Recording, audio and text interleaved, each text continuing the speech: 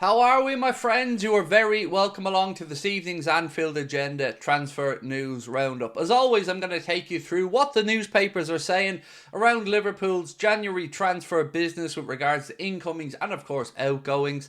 I'm going to give you a flavour of what's been said and, as always, ask you guys to let us know your thoughts in the comment section.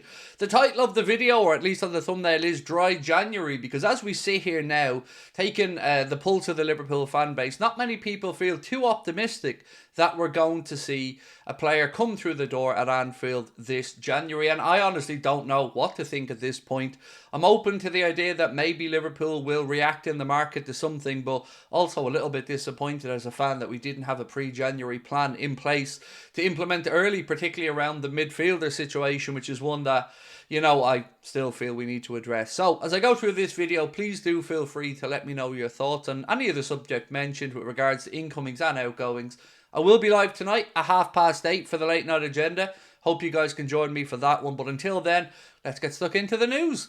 So, we're going to start off with a report coming from Sport in Spain via France and via Transfield Sector that said Liverpool and Newcastle are interested in signing LOIC BADE. They go on to say he's available for about 25 or 30 million euro.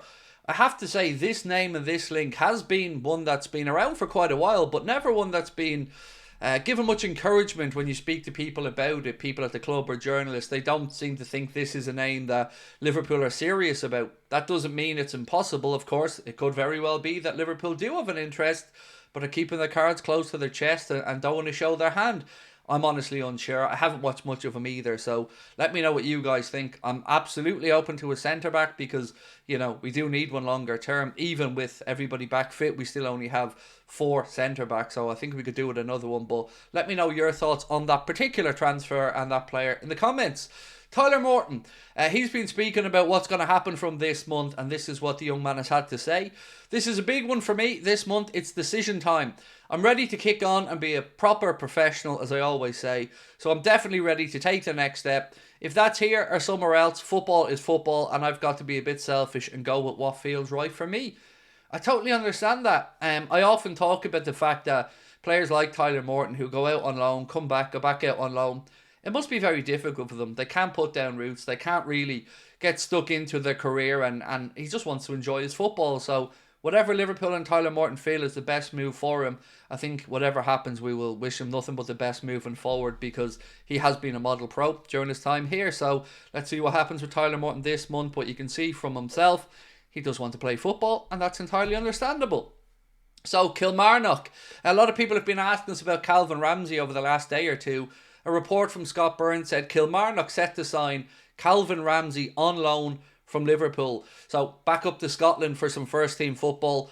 It is a difficult one, this, because obviously things haven't gone to plan so far for Calvin Ramsay. He's had some injury concerns early on in his Liverpool career. But if he can go and get first team football, maybe in more familiar surroundings up north in Scotland, then again, wish him nothing but the best, and let's see if he does have a future at Liverpool. But getting him on the pitch, getting minutes in his legs is certainly the most important thing for the young man again, much like Tyler Morton.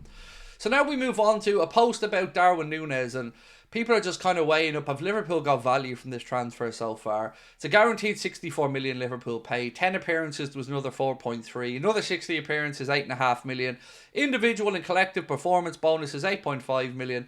And the current total fee stands at about 76.8 million, according to Anfield Edition. Anyway, so I guess the question is, do you think Liverpool have had value for that? And if not, what may Liverpool be able to recoup?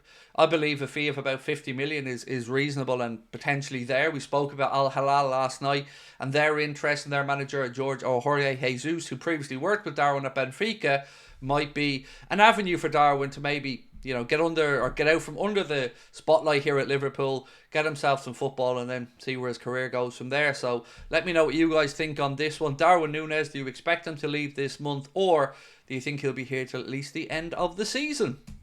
Want to move on to Kaide Gordon now, because a lot of this video we have been covering young players out on loan, and Liverpool have taken the decision, according to James Pearce of The Athletic, to recall Kaide Gordon from his loan spell at Norwich simply due to a lack of game time, which of course again we can totally understand.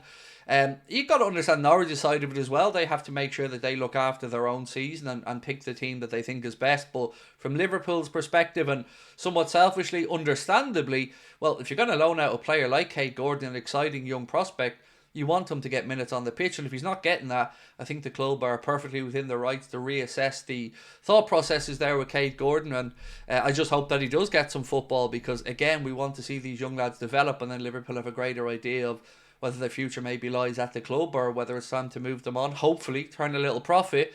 But again, these guys have careers themselves. They need to be on the pitch playing football. So let's see what happens with Kaide Gordon. Now, interest from across Europe ramps up in ENDO, according to this piece here from Caught Offside. They say that Fulham is seriously considering a bid for Wataru Endō this month. Not alone Fulham, but Wolves, Ipswich, AC Milan and Celtic are also known to be keeping tabs on his situation at Liverpool. I just wonder, though, surely Liverpool won't let Endō go, because now we look at Endō and we see, okay, maybe he gets a few minutes in the centre of the park, but he can be centre-back cover if we need it. We started off this video by speaking about the links to LOIC, BADE and Liverpool's need for another centre-back. So I can't see a world where Arne Slot moves him on unless we have a ready-made replacement. It could be in January if there is that ready-made replacement there and Liverpool get a suitable offer that, of course, works for Wataru and his family as well. So yeah, keep an eye on this one, but we'd be mad to let him go without bringing somebody in, because, you know, we often speak about Gomez and his versatility. Well, with Wataru, we've got the same thing. Centre-back, can play at right-back in a pinch as well. Obviously can play in midfield, so let me know your thoughts on this one in the comment section. And lastly today, Fabrizio Romano speaking a little bit about Joshua Kimmich and what may be coming up for him. He said, Kimmich on his contract expiring the next 6 months. I spoke to the club. I won't put too much pressure on myself, but of course there has to be a decision in the coming months. Of course there may be good reasons to extend. I have to consider it all and decide. I've never really believed that Liverpool will be one of the clubs looking to bring in Joshua Kimmich. I think his wages would, be too much for what we pay, and probably there isn't value in it as well, if I'm being honest with you. There's no doubt Joshua Kimmich is a fine footballer, an experienced footballer that has played at the top level for many years.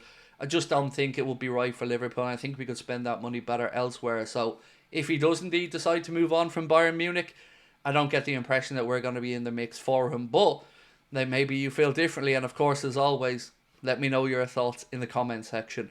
That's pretty much it, my friends. We will be back live tonight at 8:30 with the late night agenda. We'll have a news recap video coming up as well. And tonight we're going to be focusing in on, yes, the FA Cup draw, but we're also going to be looking at Jadon Danns, Darwin Núñez and their futures at the club. Will they overlap, or will they go in certain different directions? We'll figure it all out together later on. Thank you so much for watching. Do let me know your thoughts in the comment section. Drop a like on the video if you've enjoyed it. But again, I want to thank you for your continued support of our channel.